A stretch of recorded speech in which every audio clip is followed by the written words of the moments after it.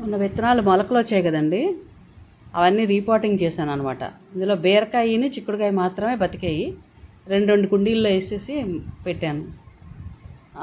బెండకాయలు అయితే ఇంతకు ముందే వేసాను, అది నేను వీడియో పెట్టలేదు. ఇప్పుడు చక్కగా చిన్న చిన్న బెండకాయలు వస్తున్నాయి వాటికి.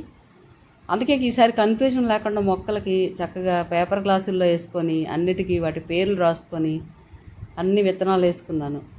ఇదైతే ఈజీగా తీసేయచ్చు. సీడ్లింగ్ ట్రేలో సరిగ్గా రాలేదు, బతకలేదు.